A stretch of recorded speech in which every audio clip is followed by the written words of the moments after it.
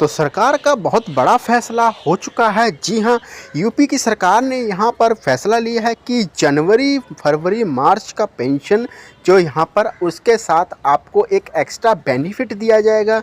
और ये क्या इसकी तरफ से खबर निकल कर आ रही है योगी सरकार की तरफ से। तो देखिए, भारत में विभिन्न प्रकार की पेंशन योजनाएं हैं जो कि विभिन्न वर्गों के लिए हो सकती हैं और जिनमें विकलांग पेंशन, विधवा जैसे हो सकते हैं, ताकि ज़रूरतमंद को इसका यहाँ पर हेल्प मिल सके और उनकी यहाँ पर जीवन शैली को सुधार सके। और विकलांग पेंशन और विधवा पेंशन जैसी का मतलब और विशेष रूप से उन लोगों के लिए है जो आर्थिक रूप से कमज़ोर हैं और जो यहाँ पर उनकी कोई भी सहायता पूर्ण रूप से नहीं हो पा रही थी। तो इस योजना के अलावा कई राज्य सरकार अपनी स्तर पर विकलांगता पेंशन योजना चलाती है जो केंद्र सरकार की योजनाओं से अलग हो सकती है। उदाहरण के लिए बिहार राज्य विकलांगता पेंशन और हरियाणा विकलांगता पेंशन जैसी योजनाएं हैं जो राज्य स्तर के पर संचालित हो रखी। विकलांग पेंशन क्या है? विकलांग पेंशन एक ऐसी पेंशन है जिसकी मदद से यहाँ पर जो शारीरिक रूप से काम नहीं कर पाते हैं और उनको यहाँ पर किसी प्रकार का कोई भी लाभ नहीं है, तो यहाँ पर सरकार उनको यहाँ पर धनराशि देती है उनके बैंक अकाउंट के अंदर। और विशेषता इसकी क्या है, मैं आप सभी को बता देता हूँ। आवेदन को शारीरिक रूप से अक्षम होना चाहिए और विकलांगता का न्यूनतम 40% प्रमाण पत्र होना चाहिए। आयु सीमा कोई न्यूनतम सीमा नहीं रखी गई है, कोई भी वर्ग का चलेगा। आयु सीमा पेंशन का लाभ उठाने के लिए कोई ऊपरी आयु सीमा नहीं है। निवास होना चाहिए, निवास प्रमाण पत्र निवासी का होना चाहिए। कम से कम 10 वर्षों से राज्य में रहना चाहिए।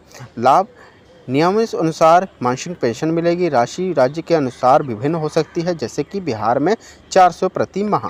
ऑनलाइन आवेदन आपको कर सकते हैं और ऑफलाइन भी कर ही सकते हैं। विकलांग पेंशन के प्रकार: इंदिरा गांधी राष्ट्रीय विकलांग पेंशन योजना, ये केंद्र सरकार द्वारा स्वचालित होती है। इसके अलावा तहत 400 रुपये प्रति माह की राशि दी जाती थी। तो बिहार राज्य ने अब पेंशन जो 400 रुपये रखी। हरियाणा की जो सरकार ने जो है 60% के अलावा 1800 रुपये प्रति माह राशि दी गई है। विधवा पेंशन, विधवा पेंशन आप सभी को पता है, नाम से ही पता लग रहा है, जो यहाँ पर जिनके यहाँ पर पति की मृत्यु हो जाती है उनको यहाँ पर यह आर्थिक सहायता दी जाती है ताकि वो अपना यहाँ पर जीवन में खुशी से व्यतीत कर सकें और आने वाली उनको कोई भी कठिनाई का सामना ना करना पड़े। तो यहाँ पर विशेषता: आवेदक का पति निधन होना चाहिए, आर्थिक रूप से कमज़ोर, आमतौर पर 18 वर्ष से कम, अधिक और आयु ऊपर होनी चाहिए। और पात्रता: गरीबी रेखा से नीचे वाली महिलाओं के पात्र होने चाहिए। आवेदक को राज्य का निवासी होना चाहिए। सेम जानकारी है सारी के सारे राज्य के अनुसार। उनको 500 रुपये प्रति 1000 रुपये प्रति माह दिया जाएगा। ऑनलाइन ऑफलाइन आवेदन कर सकते हैं। इंदिरा गांधी राष्ट्रीय विधवा पेंशन, तो ये यहाँ पर केंद्र सरकार द्वारा स्वचालित होती है और इसके लाभ आवेदक को एक निश्चित राशि दी जाती है। राज्य स्तर विधवा पेंशन योजना विभिन्न राज्यों के अलग अलग हो सकती है और राज्य द्वारा संचालित की जाती है। पेंशन कब मिलेगी? सबसे बड़ा सवाल यही रहता है कि पेंशन मिलेगी कब। पेंशन का भुगतान आमतौर पर मासिक आधार पर किया जाता है। आवेदन के बाद यदि आवेदक पत्र पाया जाता है तो उसे पेंशन की राशि उसके बैंक खाते में जमा कर दी जाती है। यह प्रक्रिया आमतौर पर कुछ महीनों में पूरी हो जाती है, लेकिन समय, आवेदक प्रक्रिया और सरकारी नियमों पर निर्भर करता है।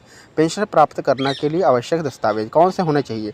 तो यहाँ पर आय प्रमाण पत्र होना चाहिए, निवास प्रमाण पत्र होने, विकलांगता का आपके पास सबूत होना चाहिए और मृत्यु प्रमाण पत्र भी हो सकता है। विधवा पेंशन जो कि अगर अप्लाई करना चाहते हैं उनके पति का मृत्यु का होना चाहिए, डेथ सर्टिफिकेट, बैंक खाता का विवरण होना चाहिए, आधार कार्ड होना चाहिए।